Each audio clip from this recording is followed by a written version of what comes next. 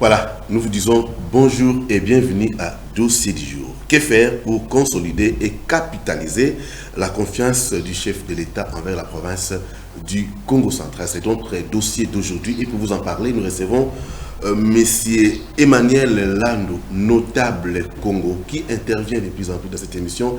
Il est venu un peu pour nous parler de cette problématique, la confiance du chef d'État envers la province du Congo central. Comment capitaliser cela? Nous vous disons une fois de plus bonjour. Bonjour, Monsieur Emmanuel. Bonjour, Monsieur Serge. Ça fait longtemps, non? Vraiment. Voilà. Le sujet, ça vous met tout de même à l'aise, non? Très bien, sans problème. Comment consolider, capitaliser cette confiance? Est-ce que cette confiance, elle est seulement réelle? La confiance est réelle. Oui. Pour le comprendre, il faut voir les Congo au ministère, ils sont combien dans le gouvernement? Il n'y a pas longtemps, il a encore nommé notre frère André Wameso, Oui. comme gouverneur de la Banque centrale. Mais nous avons la primature, nous avons l'économie, sans compter les autres. Donc, le chef de l'État manifeste vraiment cette confiance-là envers les Congo. Il n'y a même pas à discuter. Parce qu'ils ne sont pas seuls. Et quand il a la main tendue envers nous, c'est nous maintenant qui devons savoir comment capitaliser ça. Comment capitaliser ça? Ça va, on va répondre à cette question après, mais est-ce que ça suffit? C'est tout de même suffisant, le fait que les gens du Congo central soient nommés. Est-ce qu'il ne devait-il pas aller au-delà? Vous savez que cette province réclame beaucoup, parce qu'elle pense beaucoup donner à Kinshasa. Il y en a qui pensent qu'il devait lâcher les 40%, rétrocession, ainsi de suite. C'est déjà un début? Je pense que c'est déjà un début, mais, M. Serge, il y a une chose que vous devez savoir. Le chef de l'État n'a pas tout. Sa force se pose aussi sur le gouvernement. Le gouverneur aussi, dans la province. Parce qu'au fait, ce sont eux qui le représentent. Mais quitte à eux de présenter toujours les besoins de la province. Quand ils ont une très bonne gouvernance, ça aide les chefs de l'État à avancer et à continuer à leur faire confiance. Donc, aujourd'hui, parler, est-ce qu'il n'est pas parti, il doit partir au-delà, mais pour qu'il parte au-delà. Vous savez que notre province est à tendance fédéraliste, hein? Oui. Mais, écoute, il est question d'abord que nous, le problème ce n'est pas d'abord le chef de l'État, mais nous, qu'est-ce que nous faisons avec ce que nous avons? Bon, maintenant, est-ce que réellement nos problèmes sont bien connus? Est-ce que le chef de l'État maîtrise exactement? Parce que il y a faire comprendre et faire comprendre exactement son problème à quelqu'un. Parce que du fait qu'il est en train de nommer, il nous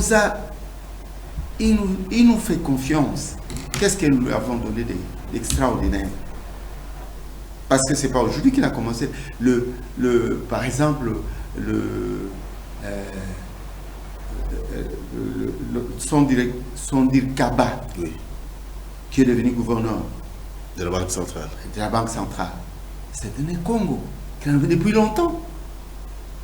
Avant qu'il y ait des élections, parce que les gens font l'allusion, non, on l'avait voté, tout ça, mais avant, il nous avait déjà fait confiance. Donc il est question maintenant, nous devons savoir, est-ce que réellement, la confiance qu'il nous a fait, est-ce que nous sommes en train de capitaliser ça? Parce que c'est un acquis. Avoir un acquis, c'est une chose. Mais consolider l'acquisition en est une autre. Donc on ne doit pas en abuser. On ne doit pas abuser cette confiance. Non, nous ne pouvons pas abuser cette confiance. Mais nous devons savoir à quoi nous devons commencer. Voilà, j'aimerais tout de suite vous répondre à cette question. Que faire pour consolider effectivement et capitaliser cette confiance-là? Parce que à l'interne aussi, il y a des problèmes qui risquent de décourager le chef de l'État. On peut parler de la cohésion, on peut parler de la bonne gouvernance, on peut parler de la loyauté, ainsi de suite. On commence par quoi? Que faire pour consolider cette confiance et la capitaliser, pourquoi pas? La première chose, c'est la cohésion provinciale. Monsieur Serge, moi personnellement, je constate, c'est comme nous avons des conflits interminables. Nous n'arrivons pas à comprendre exactement que nous sommes une seule chose, c'est-à-dire nous sommes Congo. Quand on veut parler de la province, c'est-à-dire quand il s'agit du gouvernement, quand il s'agit du gouvernorat, nous ne pouvons pas parler de langage. Mais notre système là, quand Lukaya passe, le bas fleuve n'est pas content. Quand le bas fleuve passe, le cataracte n'est pas content. Il y a des coups bas, ça ne peut pas aider les chefs de l'État. Qui peut être content de deux gens qui se bagarrent? Ou bien qui se fustigent sans raison? Alors, à ce temps-là, nous nous diminuons. Et nous diminuons sa force pour nous aider. Sinon, les autres vont commencer à nous montrer les doigts. Donc, nous devons commencer par la cohésion provinciale. Nous devons nous comprendre, nous devons parler même langage. Quand on dit par cohésion provinciale, on regarde tout ce que vous venez de dire là, Lukaya, cataracte, quand l'un passe au gouvernorat, l'autre. Et donc, pour vous, la cohésion provinciale, il faut soutenir le gouverneur en place. Exactement. Quand un gouverneur passe, il est de la Lukaya, la première chose qu'il faut enlever dans votre tête, il n'est plus Lukaya, il devient province. Donc nous devons voir la province. C'est notre province. Le 3 ex-district, notre province, c'est le Congo central. Donc quand nous devons parler du Congo central, nous n'avons pas à parler deux langages. Serge, tu sais, en Europe, la France et l'Allemagne peuvent avoir leurs problèmes. Mais quand vous touchez l'Union européenne, vous les avez tous sur ton dos. Et c'est comme ça. Notre province, nous devons nous unir. Parlons même langage quand nous parlons de la province. Nous pouvons avoir nos discussions, je ne sais pas quoi, mais quand on parle de la province, quand nous voulons que le gouverneur puisse bien travailler, la première des choses, la cohésion nationale. Soutenons celui qui est en place. Cohésion provinciale, vous voulez dire? Oui, la cohésion provinciale. Oui. Soutenons celui qui est en place. S'il y a reproché, reprochez-le intelligemment et sagement. Pas. Qu'entendez-vous par soutenir celui qui est en place, soutenir le gouverneur, veut dire chanter pour lui? Comment on peut manifester ce soutien? Non, pas chanter pour lui. Oui. Il tient, le gouverneur, il a la territoriale entre ses mains. Et la territoriale, c'est la cheville ouvrière de la République. Donc, nous avons territoire, secteur, groupement, village. Ce n'est pas chanter. Mais lui, en tant que gouverneur, il a des ministres. Les ministres doivent bien travailler. Il a les administrateurs du territoire qui doivent bien travailler. Et ainsi de suite. Donc, il faut qu'il y ait une très bonne administration. Bonne collaboration. Une bonne collaboration. Parce que l'administration, c'est toute une machine. Il ne faut pas qu'il y ait un engrenage qui doit bloquer la machine. Il ne faut pas se disputer, qu'il faut que tout le monde se contente de là où il est, qu'il reste à sa place. Et c'est lui qui connaît, qui n'hésite pas à aider l'autre, qui trouve qu'il n'arrive pas à faire ce que lui pense à faire. Ça ne vaut pas la peine de critiquer, de dire que celui-là ne connaît pas. Vous rêvez une province sans opposition ou comment? Je rêve une province. Non, l'opposition doit exister. Oui. Serge, mais Dieu a créé même le corps avec l'opposition, non? Quand est-ce que vous avez fait quelque chose sans que ta conscience te reproche? Ce n'est pas une opposition. C'est pour cela que la Bible dit, la nature ne vous a-t-elle pas enseigné? Parce que il faut qu'il y ait l'opposition. Mais l'opposition, c'est quoi? L'opposition, ce n'est pas dire non à ce qui est bon. L'opposition, c'est dire oui, encourager ce qui est bon. Ce qui n'est pas bon, sagement, intelligemment, reprocher ou corriger si vous avez cette capacité-là de corriger pour que vous avancez. Mais si c'est pour venir inciter la jeunesse, pour faire obstacle à celui qui est tombé, non, tout le monde est faillible. Mais c'est Serge, tout le monde est faillible. Alors, comme Dieu n'a pas donné tout à une personne, c'est pour cela qu'il nous a créés et il nous a donné cette capacité de vivre en communauté.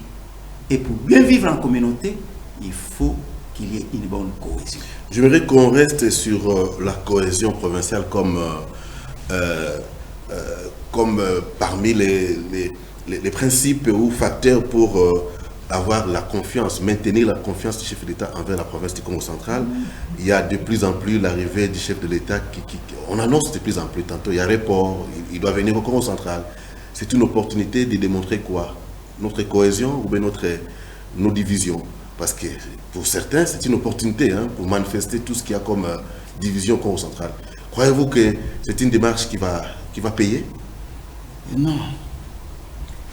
La meilleure façon de faire, le chef de l'État, il viendra, je le crois.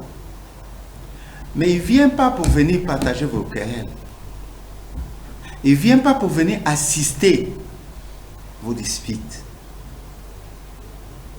Il vient pour quelque chose. Et nous, ce que nous devons mettre en tête, il nous fait confiance. Il veut venir voir ce que nous sommes capables de faire, ce qu'on est en train de faire. On n'avance pas. Je vous donne l'exemple. J'étais là quand le chef de l'État avait promis à moi dans les courants. Mais je crois qu'ici, sur cette table, je vous avais déjà dit, le chef de l'État, quand il parle, ce n'est pas lui qui doit travailler. Il donne un temps. Maintenant, vous qui avez entendu, vous qui êtes là pour faire ce travail, vous devez le faire. Si vous ne le faites pas, vous n'êtes pas le chef de l'État. Est-ce que c'est lui qui doit venir mettre le courant en mandat? Ils sont là, ceux qui doivent mettre le courant en mandat. Maintenant, ça, c'est parmi les problèmes qui font que les gens peuvent même dire, mais chef de l'État, Azo Salani. Parce que lui, il a dit, mais vous qui êtes là, vous devez y travailler. Vous devez mettre en action ce qu'il a dit.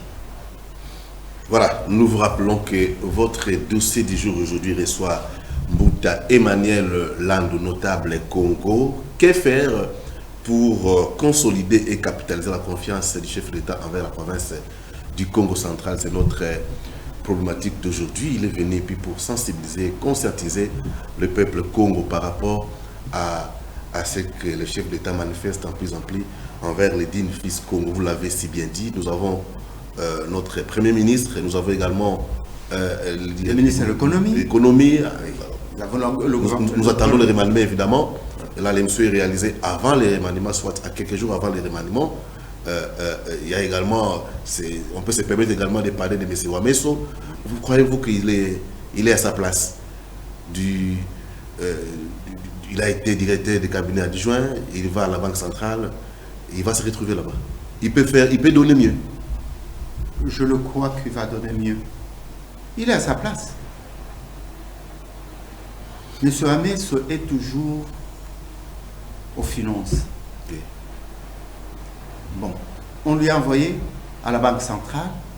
Je crois qu'il est à sa place et il est question que lui-même maintenant puisse prendre conscience non seulement de la nation, mais de sa province aussi. Qu'il voie toutes les provinces de la même manière que sa province. Ces discours caractérisés de cette terre, ça fait parfois peur. Hein? Ouais. Oui.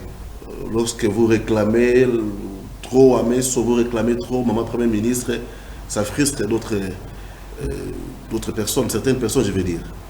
Vous les permettez quand même? Non, non. Écoute, les frustrations, on ne peut pas les éviter. Parce que chacun a sa façon de comprendre la chose. Nous sommes dans la démocratie. Mais il y a une chose que nous devons savoir, que c'est la première fois que le Congo central a la primature. Pour cela, ceux qui sont déjà passés par là, ils ne peuvent pas parler. Bon, s'ils parlent, ils ont leurs raisons. Mais nous, ce n'est pas ça qui doit nous bloquer. Donc, pour moi,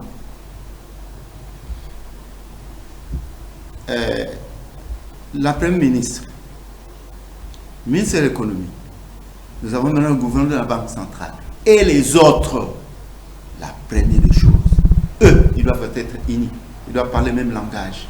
Nous devons démontrer à la République que le Congo, réellement, tel qu'ils nous connaissent, dans l'honnêteté, nous sommes là. Dans l'administration, nous sommes là. Une très bonne gouvernance, c'est la meilleure des choses, c'est le meilleur cadeau qu'ils peuvent laisser.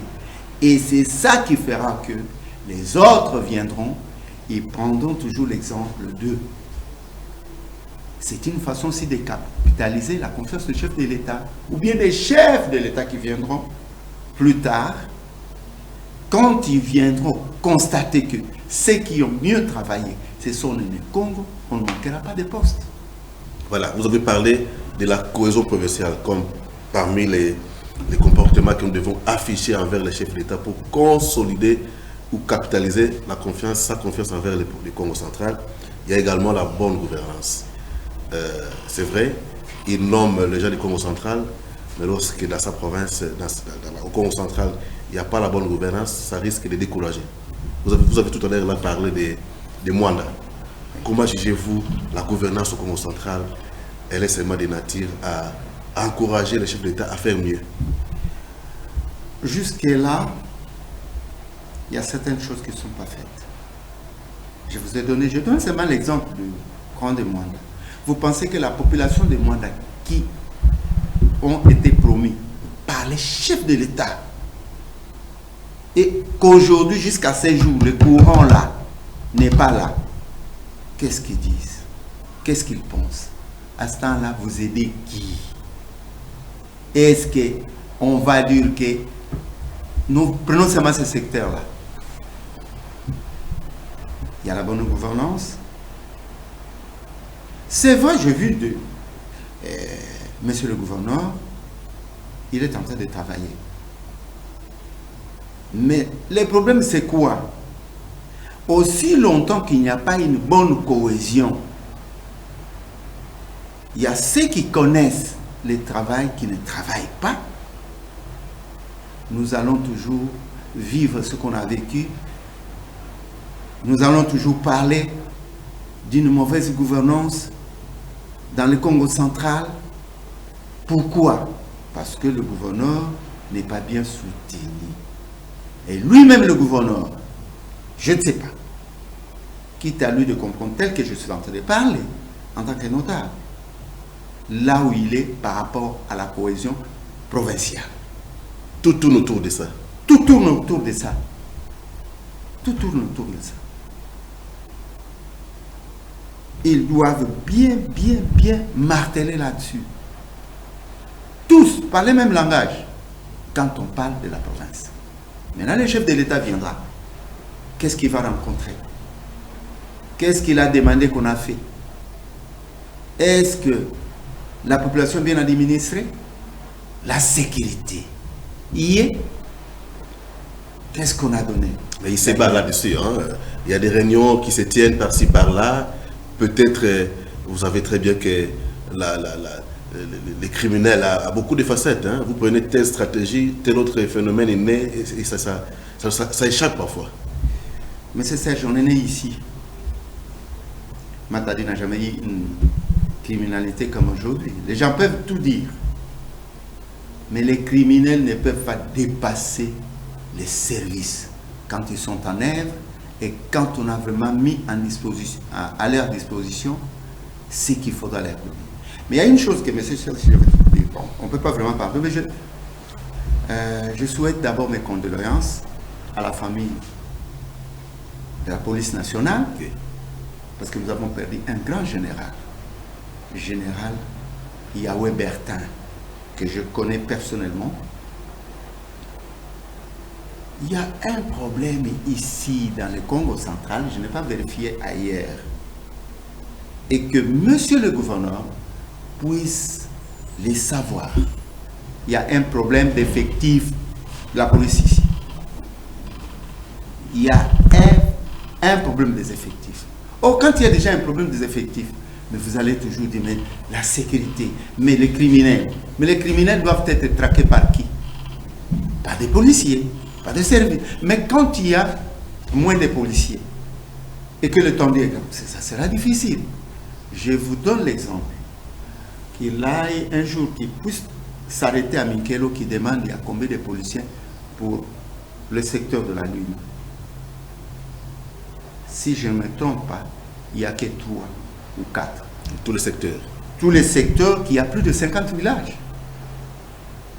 Vous comprenez? Je ne parle pas de Matadi d'abord. Mais à Matadi, ici, il y a aussi un problème des effectifs. Donc l'ensemble du Congo central a un problème d'effectifs. Or, moi je pense que monsieur le gouverneur peut faire quelque chose. Comment? Faites des propositions, non? Faites des propositions, oui. Parce que c'est sa province. La sécurité entre ses mains. Voilà, on aimerait quand même que, c'est vrai, si vous connaissez quelque chose là-dessus, qu'est-ce qu'on peut faire pour... c'est vrai, vous avez des problèmes effectifs. Pour vous, on doit recruter davantage. Mais le problème aussi, est-ce que la police intéresse la jeunesse? Oui, parce qu'il y a des jeunes. Aujourd'hui, si vous dites nous allons recruter, vous allez voir les jeunes qui vont venir.